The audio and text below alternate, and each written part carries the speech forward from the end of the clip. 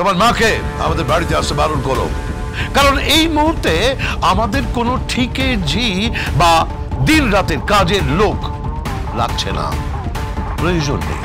অগ্নিজিৎ মুখার্জি, এই advocate Gita LLB, আপনি আমার মাকে অপমান করেছেন। আপনাকে আপনাকে আমি ক্ষমা করব না। কিচ্ছু করতে পারবে না, তুমি কিচ্ছু করতে পারবে না। তোমার জানি জুড়ি আমি শেষ করে দেবো কোর্টের মধ্যে, কোর্টের বাইরে। কোর্টের মধ্যে তোমার মুখ চলা, তোমার মুখ চালানো আমি বন্ধ করে দেবো, আর কোর্টের বাইরে তোমার হাত চালানো আমি বন্ধ করে রেখে দেব। নইলে আমার নামও অ্যাডভোকেট অগ্নিজিৎ মুখার্জি নয়।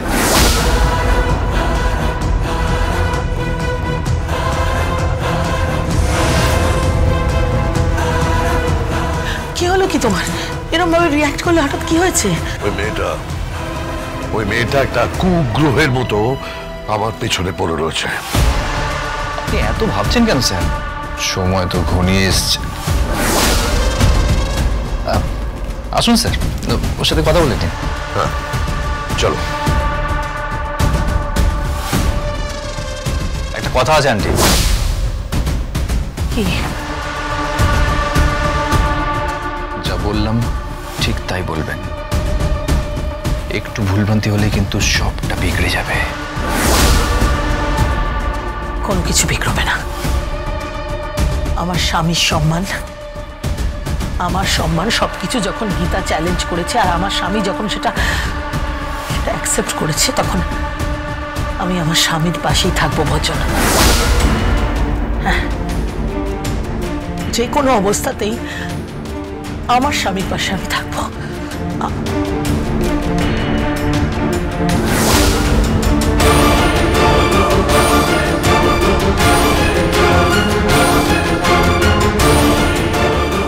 একটা কথা বলবো মা?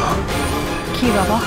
ওই অগ্নিজিৎ মুখার্জি আবার একটা কিছু ঘটাবে, তোকেও আবার আক্রমণ করবে,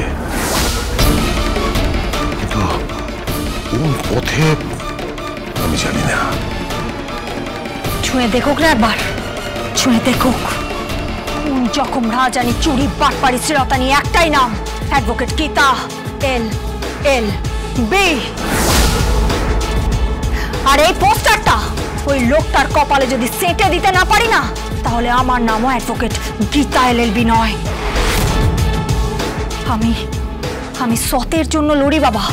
অসহায় নারীর পাশে দাঁড়াই, আমি অসহায় মানুষগুলোর পাশে দাঁড়াই।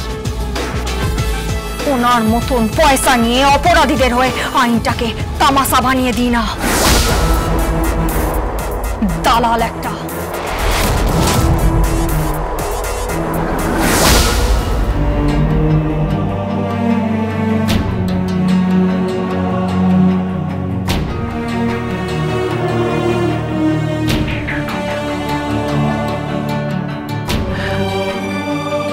কেমন আছিস তুই এখন? আমি খুব ভালো আছি মা। ডক্টর বলেছে আমি খুব তাড়াতাড়ি রিকভার করছি। জানো মা, এর পেছনে গীতার অনেক অবদান আছে। ও আমাকে খুব যত্ন করেছে, সিস্টারদের পাশে দাঁড়িয়ে আমাকে খাইয়েও দিয়েছে মা।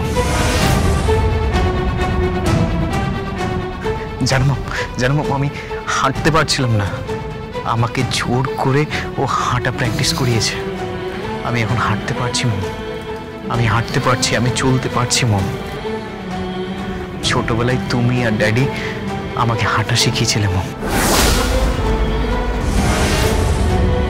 আজ অনেক দিন পর অন্য একজন হাঁটা শেখালো মম, সেই গীতা মম।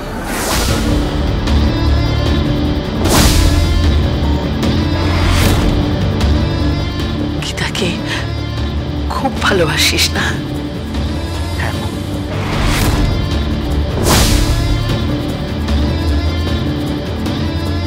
একটা অনুরোধ করবো? কি বল?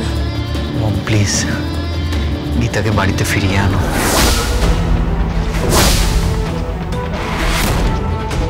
তুমি তো আমাকে খুব ভালোবাসো, তুমি তো চাও যে আমি তোমার কাছে থাকি। ঠিক সেই রকমই মম, আমি গীতাকে ভালোবাসি, তাই আমিও চাই যে গীতা আমার কাছে থাকুক। প্লিজ মম।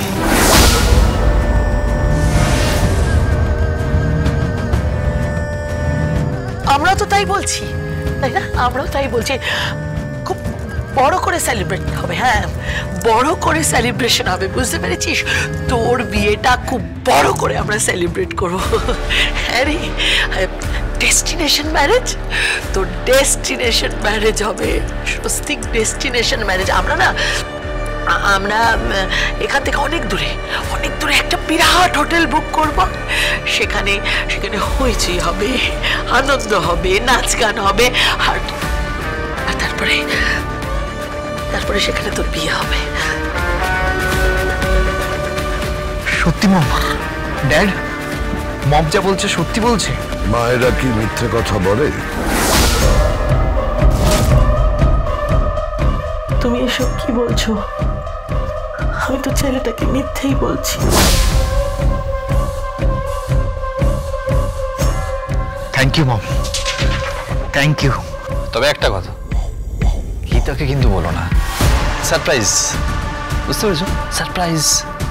প্রথমে এখান থেকে তোমাকে আমরা নিয়ে যাব, তুমি সুন্দর করে জায়গাটা তদারকি করবে, তারপর সুন্দর করে সাজাবে, প্রচুর গেস্ট আসবে, সবার জন্য আলাদা আলাদা গাড়ি পাঠানো হবে, পার্টি হবে, সেলিব্রেশন হবে।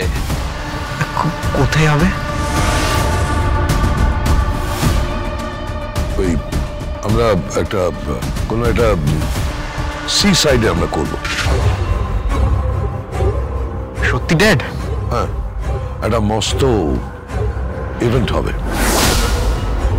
সবাই দেখবে অগ্নিজিৎ মুখার্জির ছেলের বিয়ে। তবে একটা কথা মাথায় রেখো, গীতা যেন কিচ্ছু জানতে না পারে। সারপ্রাইজ দেবো আমরা। হ্যাঁ ড্যাড, আমি সারপ্রাইজ দিতে খুব ভালোবাসি ড্যাড, খুব ভালোবাসি। আমি রাজি, আমি রাজি। Dad, thank you dad. I love you dad, I love you.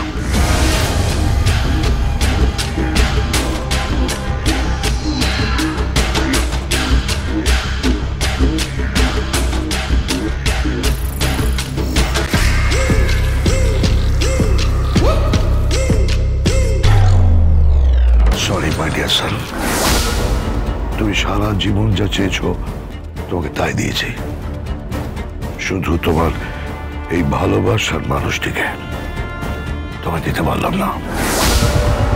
আমি এক্সট্রিমলি সরি।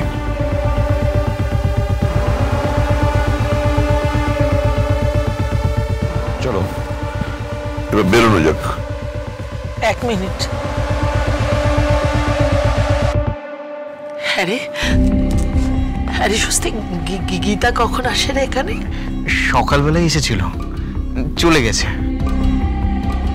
আবার রাত্রেও আসে, ঠিক নেই মম কখন আসে। অনেকটা হাওয়ার মতন, কখনো মৃদু মন্দ বয়, কখনো ঝড়ের মতন আসে, কখনো আমাকে ঘিরে সাইক্লোন তোলে।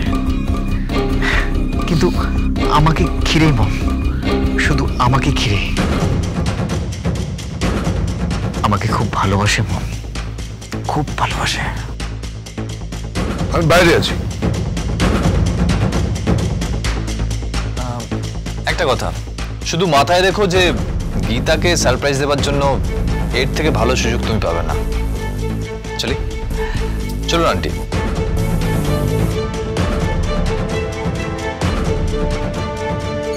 মম, কি? I love you mom, I love you. আমিও তোকে খুব ভালোবাসি, খুব স্বস্তি, খুব ভালোবাসি। কিন্তু তোর বাবার বিপক্ষে আমি চাই কি করে বল? কি করে চাই?